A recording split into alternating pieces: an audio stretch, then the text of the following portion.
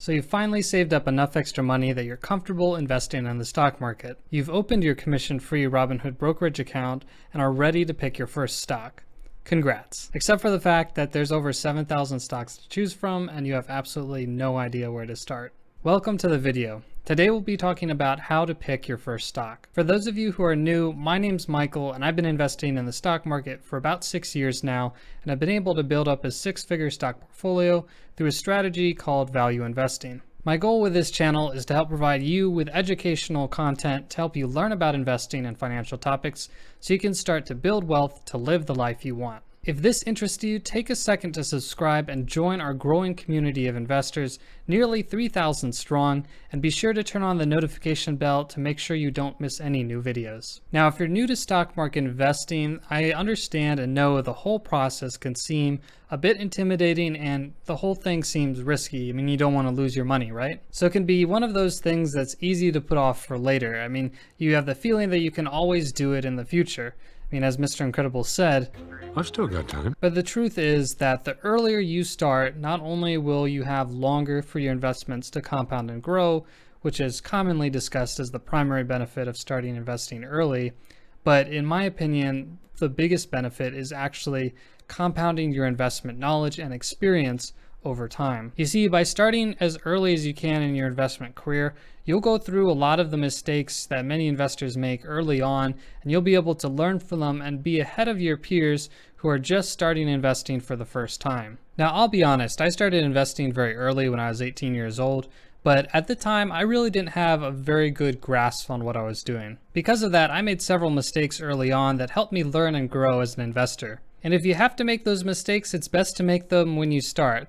When you're starting out, you likely don't have as much invested in the markets, and the cost of making those mistakes is less significant compared to later on in your investment career, where you're going to have tens, if hundreds of thousands of dollars at stake, and you don't want to make a big mistake then. I say that not to put pressure on you in the future, but more so to try and relieve some of the anxiety that can come from choosing your first stock when you've never really done this before. In the long run, if you're starting out with just $100 or even $1,000, it's not going to matter whether the stock you picked does really well or ends up flopping entirely. What does matter is the experience and the lessons you learn along the way as you get your feet wet with investing. It's one thing to read about investing in a book, but it's an entirely different ballgame when you've got your actual money at stake and are responsible for controlling your emotions and making smart decisions. Given all this, I'm going to provide you a couple guidelines that you can use to help decide how to pick your first stock. So when you're investing in the stock market, you're not just investing in pieces of paper that go up and down in price, you're investing in real businesses and companies. As a shareholder, you'll be receiving part of the profits from the proceeds of that business. As such, when making your first investments, you'll want to select a company or business that you feel you understand relatively well. This will help you avoid the mistake of investing in a business you're not particularly familiar with. This is a very dangerous mistake to make, especially later on down in your investment career.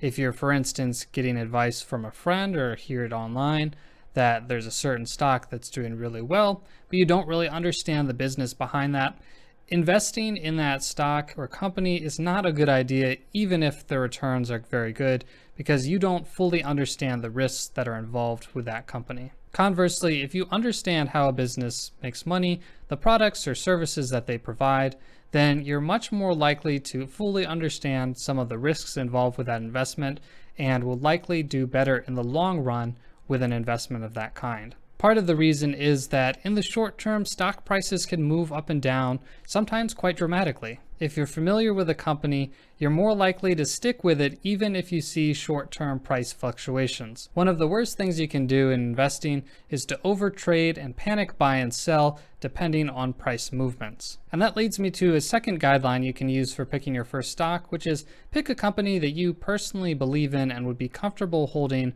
for the long term, let's say 10 years or more. Investing is a long-term gain, and as such, you should have a long-term mindset. Warren Buffett, a famous value investor, has often said that if you're buying a stock, you shouldn't be concerned if the stock market were to close for the next 10 years. When you invest in a company you believe in, you should be comfortable knowing that the business is going to continue delivering on results year over year, regardless of whatever the stock price might do in the short term. And take a little bit of time to understand really how the business makes money. This is one mistake that I made with my very first investment. So when I was little, my mom gave my brother and I some money to invest in a stock. We could pick one stock, and the stock that I picked was actually Microsoft. Now at the time, my reasoning and rationale for investing in Microsoft was that the new game Halo was coming out, and I thought it was going to be pretty big, and that would help Xbox sales. So that was pretty much my whole rationale for investing in Microsoft. What I didn't know or research at the time was that the percent of revenue that Microsoft got from its Xbox division was around 3 or 5%. So barely anything out of the entire pie. Looking back, it's a little silly to base an entire investment decision on just 3% of a company's revenues. And finally, another simple option is if you're not comfortable investing in individual stocks right now, then it's perfectly fine if you want to invest in something like a stock market index. In this case, what Warren Buffett recommends is the Vanguard Total Stock Market Index. This index effectively invests in almost all publicly traded companies in the United States and gives you a very broad diversification across many industries. Like any stock investment, this index fund still comes with risk of downside, especially during market downturns. However, over the long run, it's likely that this can be an investment that'll help you achieve your financial goals. So with those guidelines in mind, you should be able to come up with a list of maybe 5 to 10 stocks that you'd be interested in investing in for the first time. Once you have that list, you'll have basically half of the work done. And what I mean by that is that investing is always a two-piece puzzle. On one hand, you have to research the actual stock and company you'll be investing in, but on the other hand, you have to determine at what price you'll want to pay for that company and stock. This is where the whole art of stock valuation comes into play to make sure you're not paying too much for a company. Two investors buying the exact same stock could end up having wildly different returns based on the prices that they bought and sold that stock. One of the principles of value investing is investing with a margin of safety, or investing when you believe that the market has undervalued the price of the stock. In that case, the true value or intrinsic value of the stock is likely higher than the quoted market price at that time. So if you buy it, it's likely that you'll see the price return to its intrinsic value at some point in the future. Now, identifying a company's true intrinsic value is always going to be an estimate. It's never going to be an exact value that you can know. And for some people, this might be a little more complicated than you'd really want in your first investment. While I'll be creating educational content to help you learn about stock valuation, there's another simple method that you can use to make sure you're not paying too much for the price of a stock. In this case, the method is actually very simple. Based on the stock price of a company that you're interested in, take that stock price and subtract 20% from it. This would be your new buy-in threshold. If the stock price falls below this threshold, then you can go ahead and buy this stock. If the stock hasn't declined 20% yet, then maybe hold off until it does. Or you can invest in another company that has seen a decline of 20%. Now this percent threshold is arbitrary, so you can change it or adjust it as you want. But I think this is a good starting point, as many stocks will end up seeing a sell-off in any given year. Another reason why I like this method is that it helps teach one of the most important skills in investing, which is patience. Sometimes it takes time to find a really good investment opportunity, and there's nothing wrong with waiting and holding cash until you find an opportunity at the right price. With my personal investment strategy, I oftentimes might make 2 or 3 investments a year.